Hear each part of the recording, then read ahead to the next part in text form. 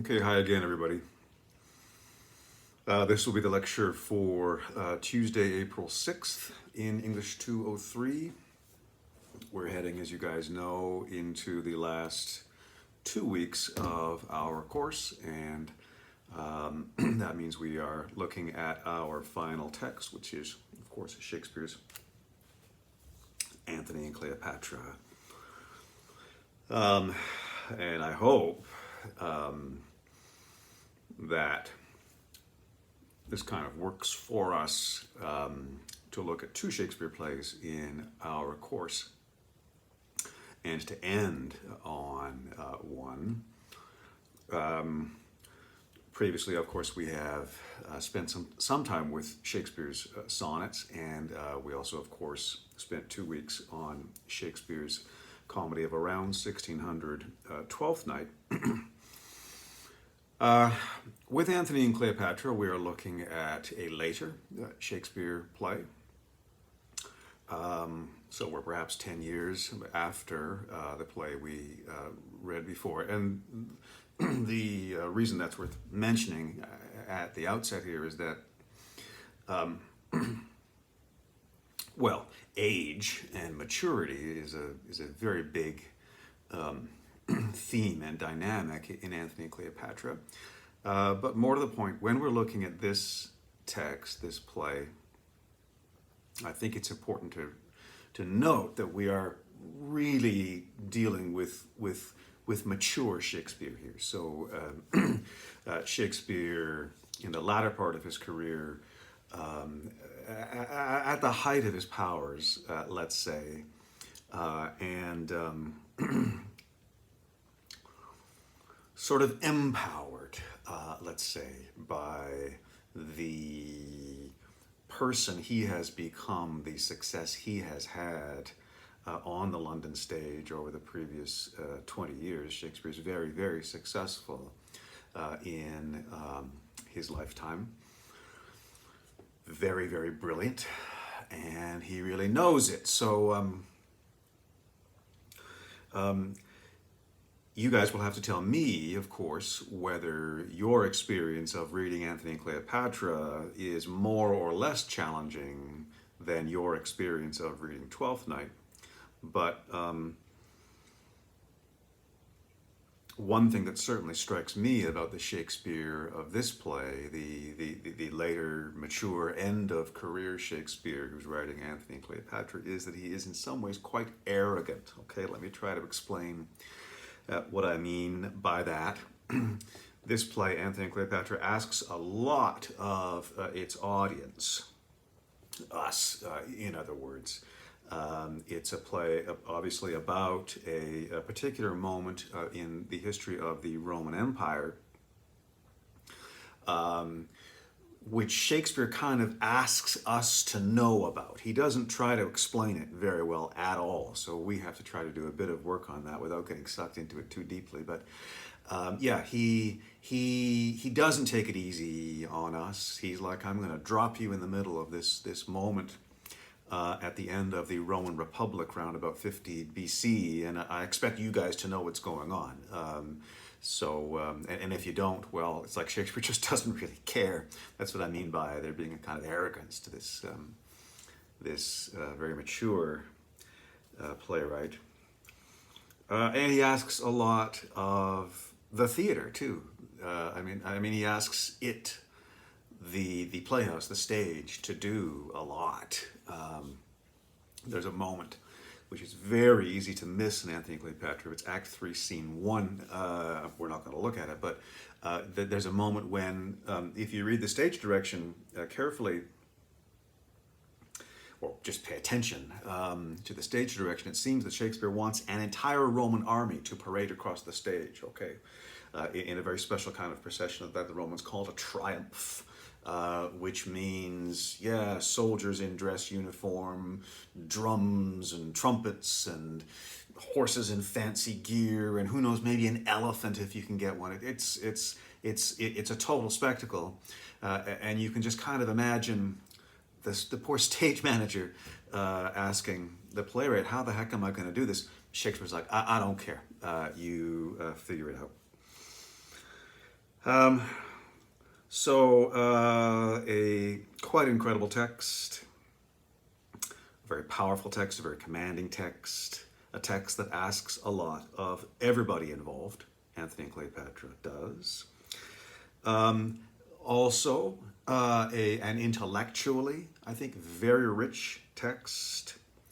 I was saying earlier in our course that Shakespeare is always trying to think about things in his work. So if we look back again to Twelfth Night, as you guys will recall, Shakespeare, of course, is trying to have some fun and trying to have us have some fun. He's trying to make money, but he's also thinking about the phenomena of gender. He's thinking about the whole question of how we perform our own identities in the world. He's thinking, as we discussed at length in Twelfth Night, about the very profound and kind of troubling phenomenon of festivity. Here in Anthony and Cleopatra, he's thinking about a lot of stuff too. Shakespeare is thinking, as I've already mentioned, actually about Roman history quite a lot, ancient Roman history. Shakespeare is thinking here in Anthony and Cleopatra, I would say, about concepts of tradition as such, by which I mean the way in which cultural and even political notions and ideas are passed down from generation to generation, and how they can get distorted or misrepresented or misunderstood in that process. And again, in Anthony and Cleopatra, as in Twelfth Night, Shakespeare is clearly thinking about questions of identity, I mean self-identity, and how identity relates to the performance of oneself. This is obviously a topic that fascinates or even obsesses Shakespeare. In this play, of course, it's one that he refocuses on the figure of Anthony.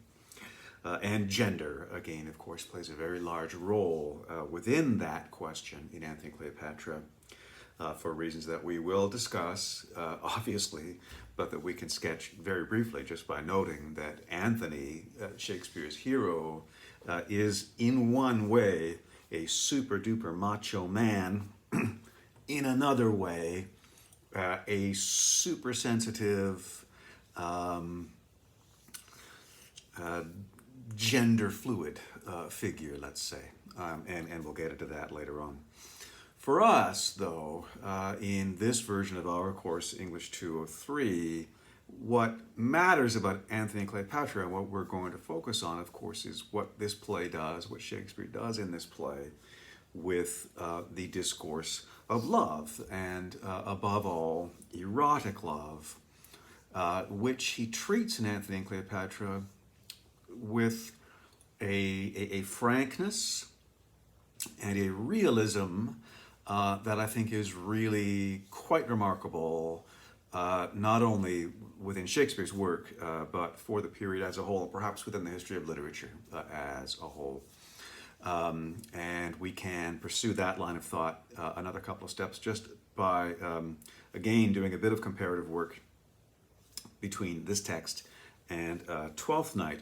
You will recall at the end of Twelfth Night, Viola, our heroine, goes off seemingly to live happily ever after with Orsino, even though seemingly she's going off to do that in her Cesario persona as a boy. And that seems to be in part because Orsino actually really kind of prefers that. There's that whole moderately ridiculous business about her dress. She can't be Viola again until she gets her dress back. And then we learn she can't get her dress back. So yes, strictly speaking, at the end of Twelfth Night, it's actually Cesario, if you like, who was going off to live happily ever after with Orsino. Sebastian, Viola's brother, at the end of Twelfth Night, goes off to live happily ever after with Olivia, a woman he has never met until just a couple of hours, I guess, prior to the denouement of the play. So it is ridiculous, the conclusion of Twelfth Night. Of course it is. Shakespeare knows that it's ridiculous, And the ridiculousness of that conclusion to that play is consistent, of course, with its status as a comedy. I mean, it's not real, it's not serious, and also consistent, as we discussed weeks ago, with Shakespeare's focus on that phenomenon of festivity, where anything kind of goes, and the normal rules don't apply. Antony and Cleopatra is not a comedy.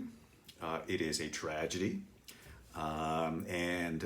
What exactly tragedy means doesn't need to detain us too much. Basically, for our purposes, and I think for Shakespeare's purposes, he doesn't care about this kind of thing very much.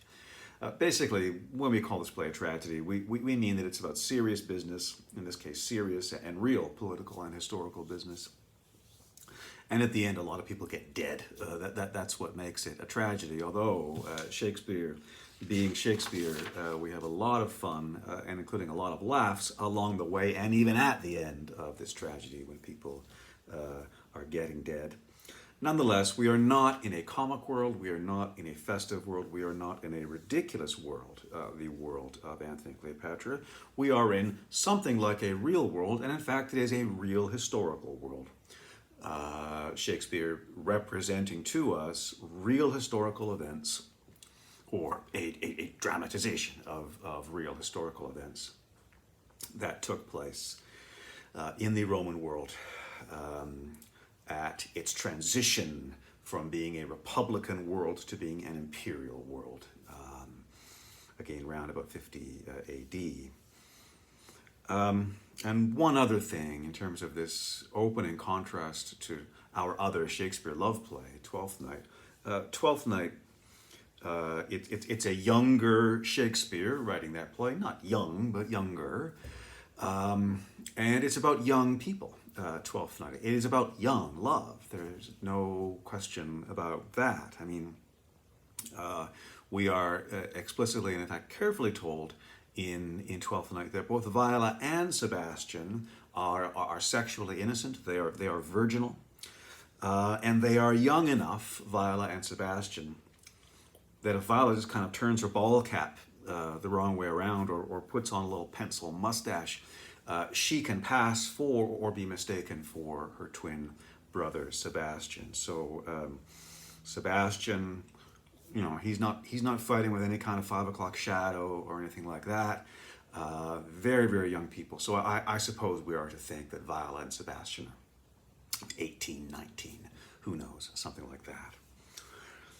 With Antony and Cleopatra, we are dealing, as I have said already, with an older Shakespeare, and in terms of the characters in this play, we are looking at older people. Now, we are not exactly told how old Antony and Cleopatra are in the play, but they are both coming at the end of long and very successful careers of being themselves. Both Antony and Cleopatra look back a great deal in the play at earlier phases of their own lives, earlier, younger versions of themselves. They both have history in every sense. They both have multiple relationships behind them, which they are not shy about talking about. And Antony, of course, as we know, is married, in fact, not to Cleopatra, married to a woman named Fulvia at the beginning of the play, and later in the play he marries another Roman woman named Octavia. Historically, Mark Antony, this real person whom Shakespeare is putting on stage for us, he's in his late 40s kind of thing, mid to late 40s, when he's having his affair with Cleopatra. Cleopatra is about 10 years younger than he is. So they are, if not exactly old in our terms, 21st century terms, they're oldish in early 17th century terms. Think of Shakespeare in the sonnets constantly referring to himself as old. He's about Antony's age there. He's in his 40s. And of course he has a poem there where he says, when 40 winters shall besiege thy brow, etc., etc. So they are definitely mature, getting on. They are grown-ups, let's say. And they are very much grown-ups, at least erotically, they are very much grown-ups in their relationship to Anthony and Cleopatra as Shakespeare represents them to us. In other ways, they may strike us as being a little bit childish, and I'm going to talk about that some more in the lecture today. There's a great deal of tension and conflict between them, Anthony and Cleopatra, which they seem to enjoy to some extent and dislike to another extent. So, and they're a bit, yeah, they're maybe a bit immature in that way. But in terms of what seems primarily to have brought them together and to keep them together, which is the sexuality of their relationship, they look at that with the frankness and the honesty of age, rather than the kind of dewy-eyed ecstasy of youth, let's say. And, we can maybe look back, not again to Twelfth Night, but to our work with Shakespeare's sonnets that we did earlier in the course. We can think about Sonnet 116. You guys remember that one? Let me not to the marriage of true minds admit impediments. Love is not love, which alters when alteration finds, and all that.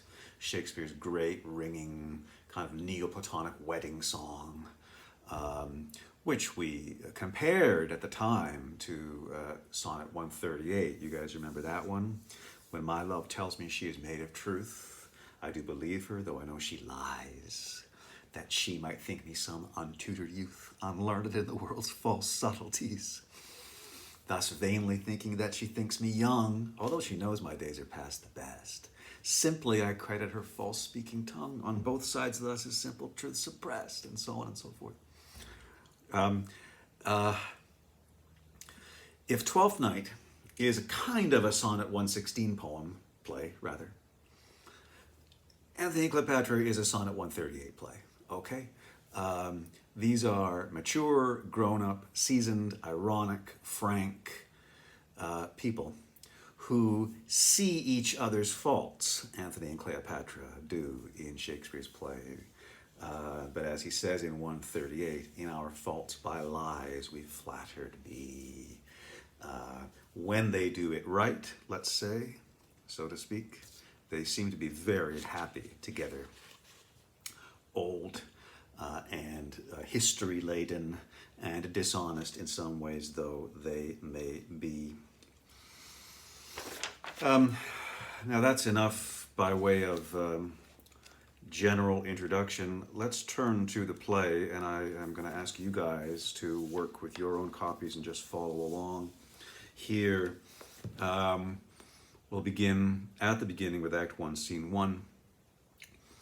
I was saying earlier in this lecture that in some ways in Anthony and Cleopatra we have a kind of very self-confident Shakespeare, to be sure, but by that token a bit of an arrogant Shakespeare. He wants you to do a lot of the work, and he kind of wants you to buy what he's selling, so to speak, and he just assumes that you're going to do that. I mentioned that here as we begin our look at the actual play text because Anthony and Cleopatra begins with a remarkably crude and hackneyed kind of setup.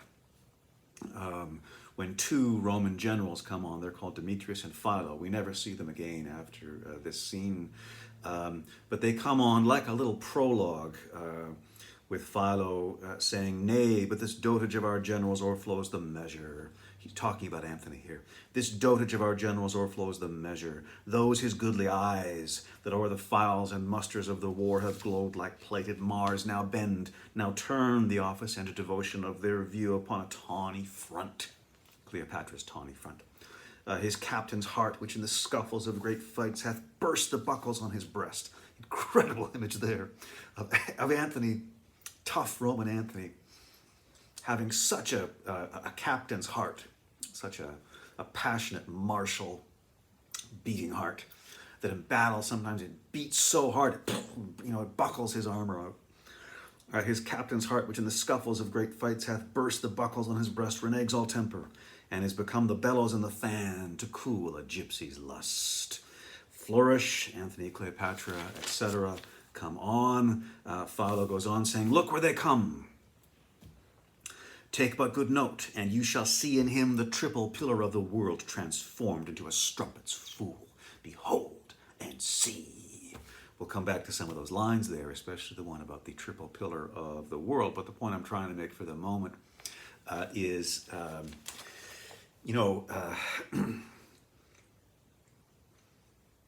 as we learn when we read more Shakespeare plays in sequence in other courses, Shakespeare very frequently lavishes a lot of effort, let's say, on the opening of his plays. How do you get into them? How do you start? And he has some brilliantly subtle and clever ways to pop you down into the middle of the action of the play without it seeming, let's say, like crude or corny. Anthony and Cleopatra actually begins with a totally crude and corny framing device. This is the point I'm trying to make. Philo coming on and giving this little speech where he's basically saying, this play is going to be about the way that Roman Anthony is losing all of his discipline because he's spending all his time in bed with Cleopatra. Look where they come, behold and see. It is like something that you would see at a puppet show or something, that kind of framing device, behold and see. The point being, Shakespeare doesn't care in Anthony and Cleopatra. He's not going to mess around trying to find some incredibly clever way to get this play going. He's just going to give you a little prologue, two Roman generals who set it up for you, and then they point you at the play, behold and see.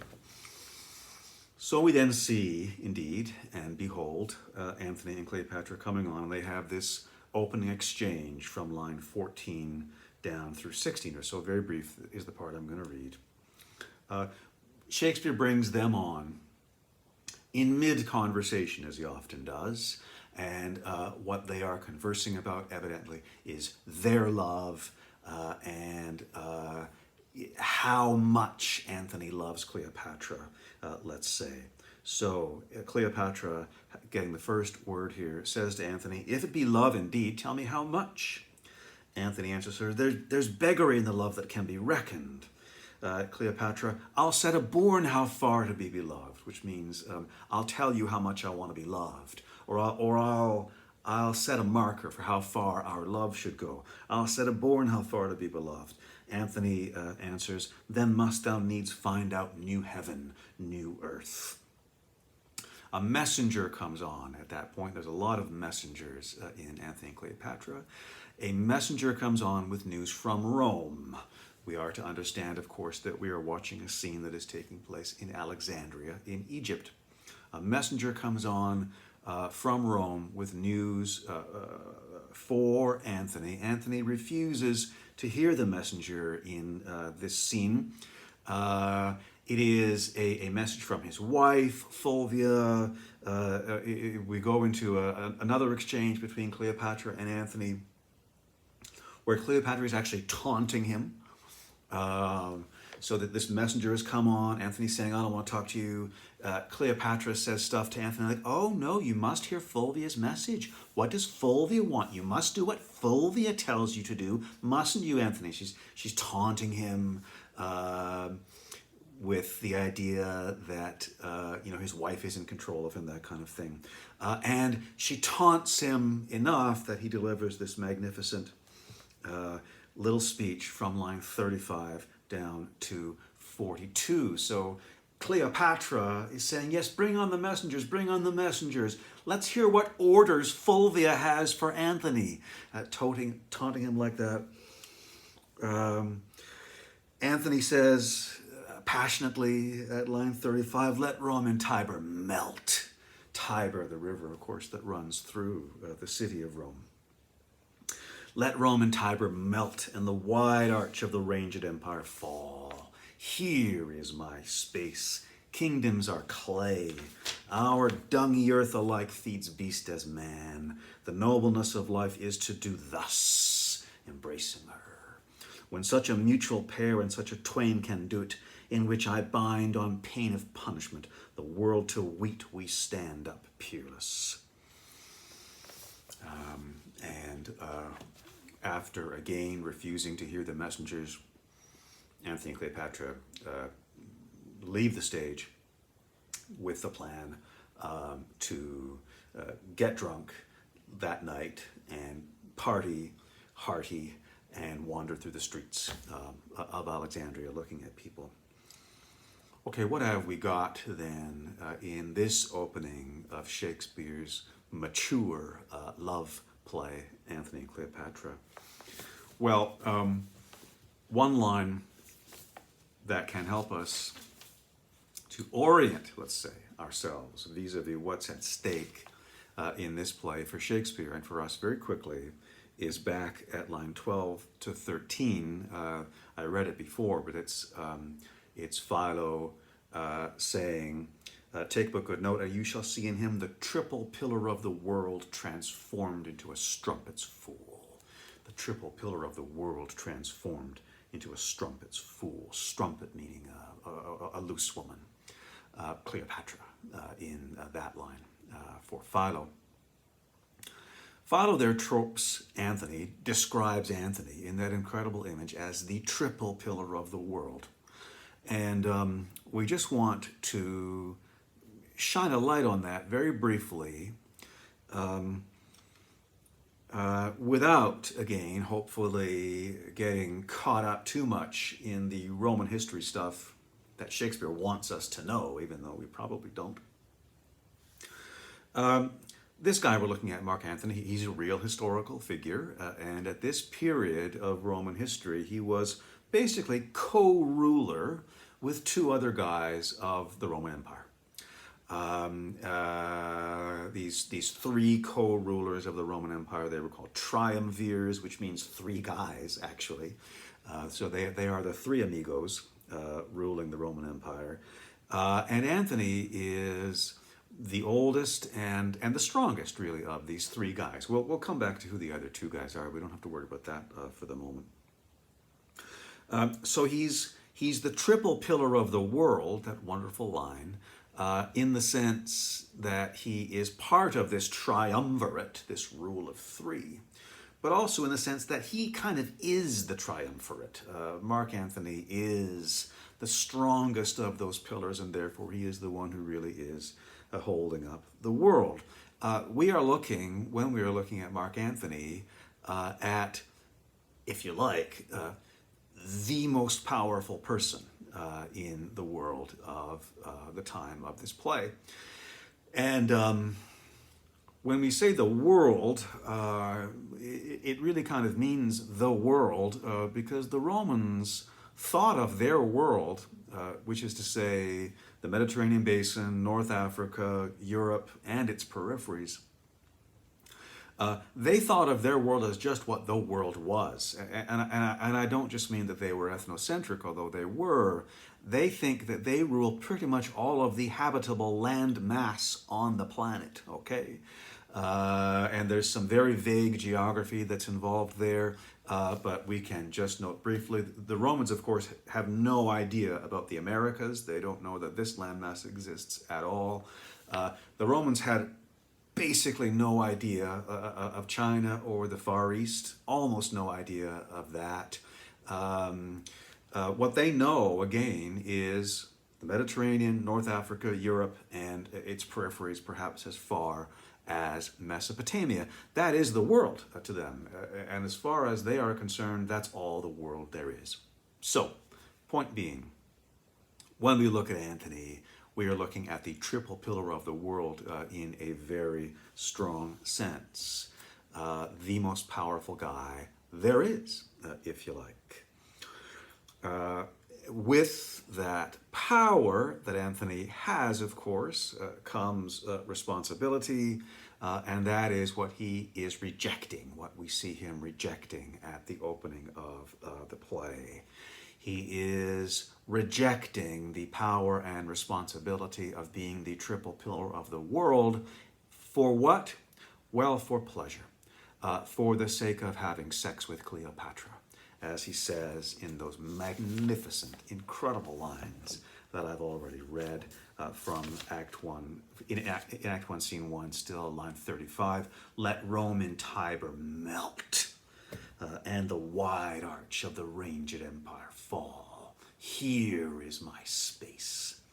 Here meaning in Alexandria, in Egypt, to be sure, but also here meaning next to Cleopatra, and also here meaning embracing Cleopatra. Antony is, so to speak, throwing away the entire body of the world in favor of the body of Cleopatra, and asserting all that matters is that pleasure that they share together. And as he says later in that speech that I read,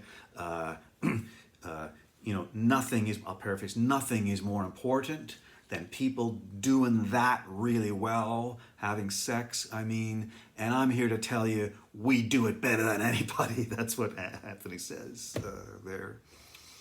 Let Rome and Tiber melt. Let the wide arch of the ranged empire fall. So we have an Anthony who bestrides the world, rules the Roman world, is in charge of the Roman world. But in the context of his erotic affection for Cleopatra, he is willing, at least in moments like this, he is willing to see it all dissolve, the Roman world, in favor of the erotic pleasure that he enjoys with the Queen of Egypt. If we do closer work with this scene and other scenes in the play in tutorial, we'll see that we get a lot of imagery, a lot of lines about control, measurement, management, regulation, and those images are kind of posed against countervailing images of excess, of infiniteness, of dissolution, of chaos, of incoherence, as in that line that I've now said several times, "Let Rome and Tiber melt," an image of the city of Rome like a kind of great ice cream cake melting away into nothing. Normally in the play, Rome and Roman values are associated with control, with regulation, with straight lines, with setting a limit to things. Normally, Egypt in the play is associated with excess, with incoherence, with incontinence, with limitlessness. That's the tension that we have in Antony and Cleopatra, between Rome and Egypt, between control and excess, normally speaking. However, this first scene that we have just been looking at obviously has those polarities reversed, as Cleopatra in that scene calls out for limits, for measurement, for control, asking how much she is loved, claiming to be able to set a marker for how far their love should go, and of course also pretending to want Anthony to listen to those messengers. But of course she's precisely goading Anthony in talking in these kinds of Roman terms, pressing him or forcing him to make these extraordinary statements like, "Let Rome in Tiber melt."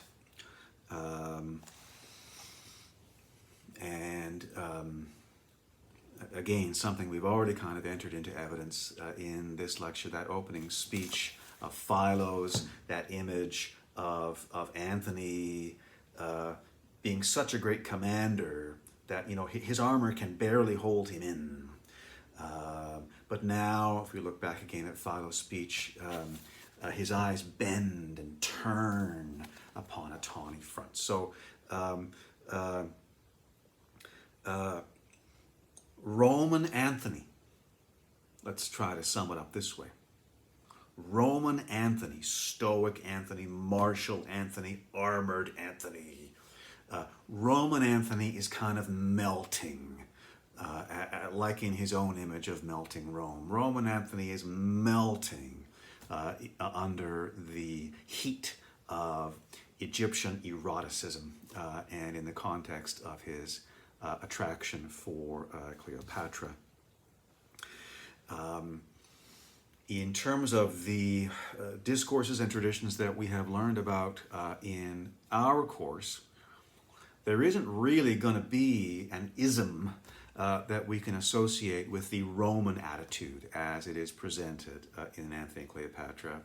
There is a philosophical tradition and background to it. It would be the tradition of Stoicism, but we didn't learn about that because Stoicism has nothing to do with love. Stoicism is about temperance and self-control and endurance and so forth. That's Romanness, stereotypical Romanness in the world of Anthony and Cleopatra. There will be a discourse that we can associate with Egyptianness, a discourse from our course, a tradition from our course that we can associate with Egyptianness, with Cleopatra's infinite deliciousness, with the irrepressible and seemingly unstoppable force of eroticism in Anthony and Cleopatra, which overflows all boundaries, violates all regulations, etc., etc., etc. That ism, of course, is going to be Ovidianism.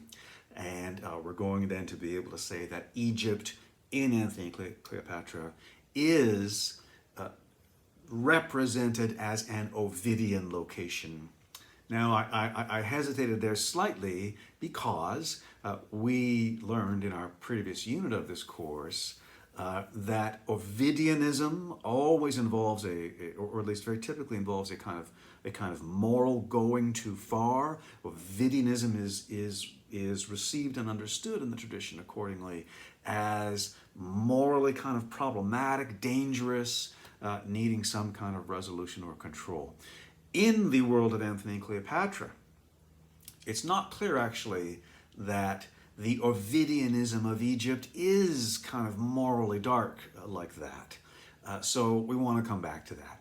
But what we can say for the moment is, when Roman Anthony finds himself in Alexandria, embracing Cleopatra, etc., in terms of the traditions we've learned about in our course, he has wandered into an Ovidian location, a little bit like the way Britomart wanders into an Ovidian location when she enters Castle Joyous at the beginning of Fairy Queen, Book 3. But this is different in Anthony and Cleopatra.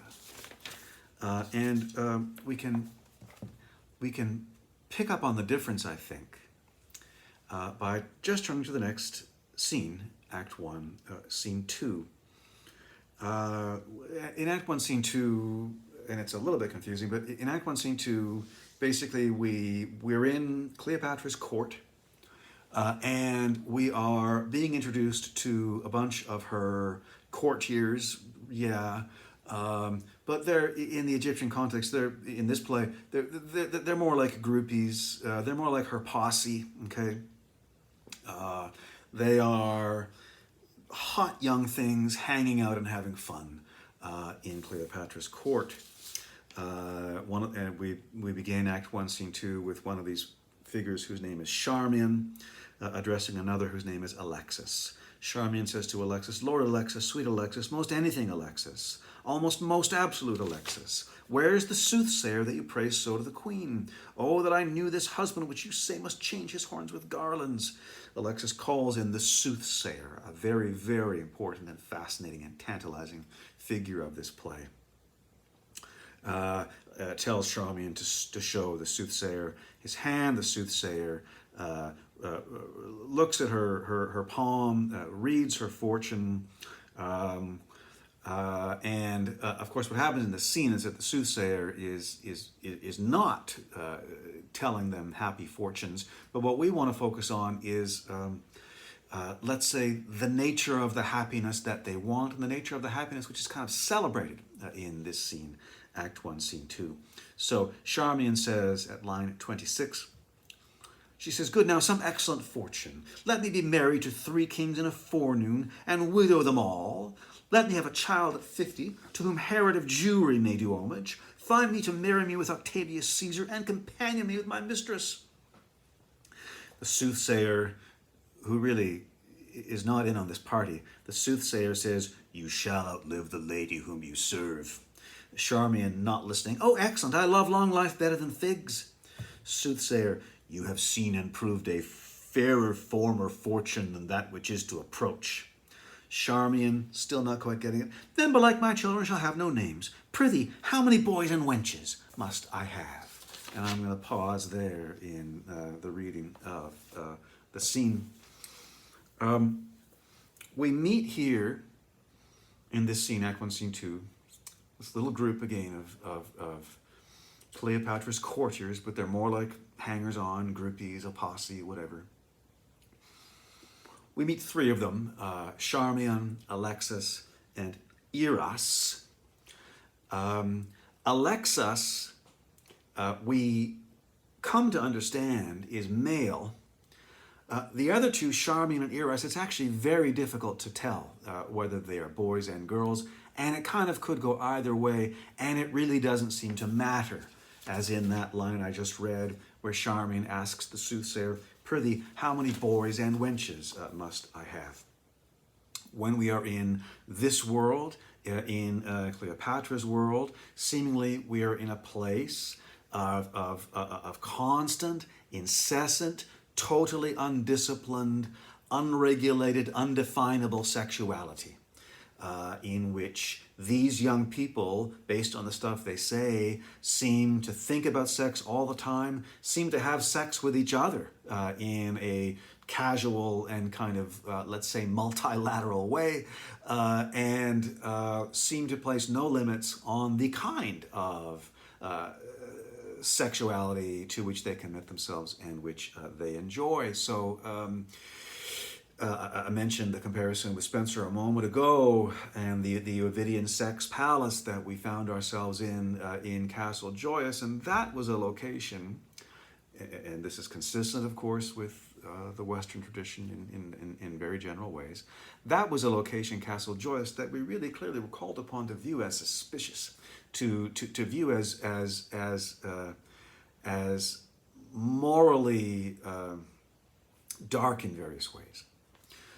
Cleopatra's world, as it is represented to us here in Act 1, Scene 2, it is, yes, a world of kind of almost Ovidian sexual excess, and it is a world, of course, that the Roman figures of the play, other than Antony and his immediate henchmen, such as Enobarbus, it's a world that the Roman figures of the play are going to view with considerable disapproval. The play itself, however, if we can use such a phrase, the play itself does not seem to disapprove of Cleopatra's world. It doesn't seem to call upon us to disapprove of Cleopatra's world. Act 1, Scene 2, where we meet these courtiers or groupies or hangers-on or whatever they are, Act 1, Scene 2 gives us a certain degree of foreshadowing as the soothsayer is predicting to these people, look, you guys need to understand this play is a tragedy, and in the end it's going to go badly for you. But the going badly has nothing to do with their reveling in sexuality as such. They are having fun, and the play calls upon us, I think, to have fun with them. And this is, I think, a really, really big deal about Antony and Cleopatra, and again, something that makes this text very, very remarkable, not only within Shakespeare's oeuvre, but within the whole Western literary tradition. Antony and Cleopatra is a play in which sexuality seemingly has been largely detached from the moral freight that it normally carries in the Western and certainly the Christian tradition. Sexuality in the world of Cleopatra is not kind of dark, not troubling, not poisonous or toxic or any of the other things that it will be represented as in other works, including in other works by Shakespeare. Rather, sexuality in the world of Antony and Cleopatra is happy, excessive, yes, but seemingly without kind of negative overtones. The world of sexuality in this play is a world full of light. It is a delightful world. It is an unproblematic world. We could say, in fact, it is a joyous world. And that, again, makes this play very unusual and I think very important for our purposes in a course like this. Egypt in Antony and Cleopatra, yes, it's an Ovidian place. But somehow or other, within the Ovidian world of Egypt itself, its Ovidianism, again, does not seem to bring with it the morally problematic overtones or feelings that it so frequently does elsewhere in the literary tradition. Of course, and I'll start to wrap up here, Antony in the play is constantly getting pulled back to the Roman side of himself. And when Antony is pulled back to the Roman side of himself, he takes a very different view of his Egyptian-style activities, a very different view of the Ovidian world that he inhabits with Cleopatra in Egypt. So Act 1, Scene 1, we saw Antony dismissing those messengers from Rome, wanting nothing to do with them. In Act 1, Scene 2, however, we actually see Antony getting a full and very careful debrief from these messengers. And from them he learns, first of all, there's a civil war brewing back in Italy. Second of all, there are various threats to the empire, external threats, I mean, that he, as the triple pillar of the world, really ought to be dealing with. And finally, he learns that his wife, Fulvia, has died. Having received this news, Antony kind of turns back into Roman Antony and decides he has to return to Rome and go back to being the triple pillar of the world. When Antony is like that, when Antony goes back to the Roman side of himself, he looks back at Cleopatra in a totally different way from the way he talked about her in Act 1, Scene 1, embracing her and saying, this is all there is in the world. And we'll just wrap up with some of the things that Roman Antony says about her still in Act 1, Scene 2. After he's been talking to the messengers, he says to himself at line 116, he says, these strong Egyptian fetters I must break or lose myself in dotage. Skipping down to line 128, he says to himself, I must from this enchanting queen, Cleopatra, break off 10,000 harms, more than the ills I know my idleness doth hatch. Skipping down to line 144, Antony's right-hand man, Enobarbus, is horrified by the idea that they're going to return to Rome because he's having a fantastic time in Egypt. So Enobarbus is trying to persuade his boss, Antony, to change his mind. Antony says at line 144, very darkly about Cleopatra, he says, she is cunning past man's thought. And then finally at line 151, Antony even says again very darkly about Cleopatra. He says, would I had never seen her. Would I had never seen her. We are told repeatedly in this play that Antony, Roman Antony, is kind of the ultimate Roman. Super tough, super macho, super stoic, completely inured to physical discomfort. So he's the ultimate Roman stoic, if you like. On the other hand, and at the same time, Egyptian Antony is kind of the ultimate hedonist, maximally irresponsible, tremendously chaotic and incoherent. So there's a bipolarity in Anthony that Shakespeare clearly is fascinated by and wants to explore. The sexuality of the world of Anthony and Cleopatra, as I've said, is remarkably free of negative moral overtones. And yet, at least initially in this play, that very happy, joyous, light-filled sexuality seems itself to be caught, let's say, within a larger dysfunction, which is this kind of back and forth bipolarity between the Roman and the Egyptian sides of Anthony, neither of those sides making any sense to the other. So, what's Shakespeare thinking about in Anthony and Cleopatra? Well, he's thinking about love. He's thinking about erotic love, sexual love. And I think Shakespeare certainly wants to think his way toward a vision where that kind of love can be understood in an unproblematically happy, joyous way. The obstacle, though, that we have, at least at the beginning of Anthony and Cleopatra, is that there seems to be an inconsistency between that vision of sexuality and the kind of responsibility that is supposed to be upheld by Anthony as the triple pillar of the world. So that's enough, I think, for an initial look at this play, and we'll see over the next 2 weeks as we conclude our course whether or not Shakespeare and Anthony are actually able to square that circle. Okay? Thank you very much, as always, for watching, you guys, and I will see some of you on Thursday.